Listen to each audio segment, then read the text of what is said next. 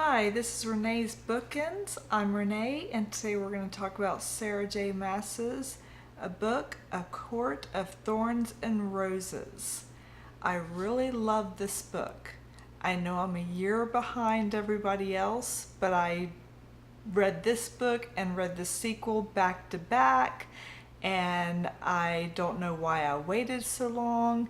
I shouldn't have, but it was awesome. So good. The book is about fairies and mortals and their lives intertwining. She loves to write about fairies. The story starts with the girl named Farah. She's 19 years old. She's the sole breadwinner of the family. She has two older sisters and a father with a messed up knee who can't and won't try to help for the family. And she was hunting one day and she shot a wolf that turned out to be a fairy. The day after she shot the fairy, she was sitting down at dinner with her family, and in storms a beast, snarling and roaring and just going nuts and yelling murderers. And he wanted to know who did it.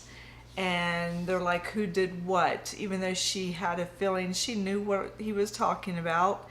And who killed him? Who killed the wolf? And she stepped up and said, I did. Well, it turned out that the penalty for doing this was a life for life. She could either die or she could go and live in the fairy realm. She decided to go live in the fairy realm. She left that night and she went with him and lived in the fairy realm. So she went and lived on his estate. She was surprised to find out she didn't become his slave. She was free to roam about at her own will, even though she did get into a lot of trouble. She ended up meeting a lot of fairies that were not so good. The Puka, the Naga, the Bog, the Suriel, the Ator. She ran into all these. They all wanted to eat her. Well, I don't know what it is with fairies wanting to eat humans, but they all want to eat humans, the bad fairies. And that is something I really wondered about. What was that deal? But anyway, her and Tamlin grew to have sort of a relationship, and they grew to like each other. Then they grew to love each other. One night there was this type of party that they had that Feyre could not go to. Well, she decided to go to anyway, and she met Rhysand, and she seen him and she described him as the most beautiful person she has ever met. She thought he was just gorgeous. And he saved her from 3 fairies. And he started asking her too many questions. She got nervous. He wanted to escort her to the party, and she kind of wiggled out of it and got away from there. Well, she didn't see him again until later on in the story, when he came back, and he came over and stormed into the house and started bashing into Tamlin and Lucien. Well, they seen him or smelled him coming or heard him coming, and they glamorized her to where he couldn't see her.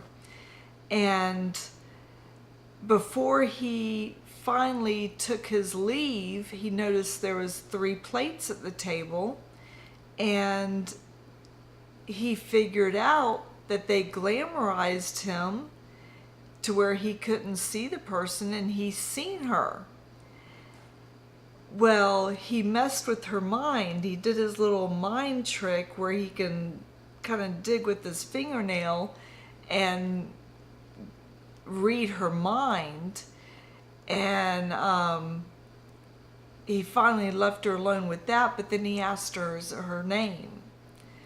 She did not want to give him her real name, so she gave his Claire's name, which is a girl in the village back home. And she didn't think nothing of it. She didn't think nothing would happen. She hoped nothing would happen. And that was that. Well, that night, Tamlin came to her room and they made love. They had a nice time, good time. They really enjoyed each other, and for the first time, Tamlin told her he loved her. She did not say it back. After the fact, before she could fall asleep, he told her that he was sending her home the next day. She begged and begged and begged, and he said, "No, I'm sending you home. You're going home." He finally convinced her it was the right thing to do. So she left, she went home. She seen her family. Her family was well taken care of. Tamlin really took care of her family. And he also sent home with her crates of gold and uncut jewels to set her up for life and many lives. And while she was there, her family threw a ball for her, and at the ball she learned that Claire's house got burned down, and her family was left in the house, but Claire's body was never found. And she knew that was not a coincidence, and she had this feeling that Tamlin was in danger. So she left the ball then and there, went upstairs, got ready. Nesta was right behind her because she confided in Nesta and told Nesta everything that happened, because she found out that Nesta went looking for her and that Nesta was not glamorized and knew that the fairies took her and all that. I know I left that out. I'm sorry. By this time, it's been a few weeks.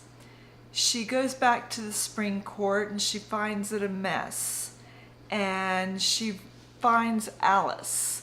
Alice confides in her and tells her the whole story, that it was really a curse put upon them for 49 years, that nobody could tell her that Tamlin had to find a girl that loved him, that had killed one of his high fairies with hatred in her heart, and she fit all those. She fit, and all she had to do was say, "I love you." And she didn't. And when she was leaving that day, she wanted to, and she didn't. And if she just said, "I love you," the curse would have been broken. But no, she didn't. So now she decides to go under the mountain to rescue Tamlin. And Alice helps her by taking her to the mountain, but it's all up to Feyre at that point. When she gets to under the mountain, she is taken by the Ator. She finally meets the Ator. The Ator takes her straight to Amarantha. Amarantha plays with her a little bit and finds out who she is. And Feyre says she's there to rescue Tamlin. And Amarantha says, "If you do three things that I ask and do them right, I will give you back Tamlin." And Feyre says, "And you have to break the curse and let all the spring court go back to their homes." And Amarantha says, only if you do those 3 things or answer the one riddle I give you. Feyre thinks about it and agrees and tells her she agrees.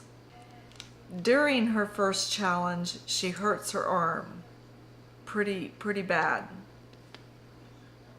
And nobody comes to fix it.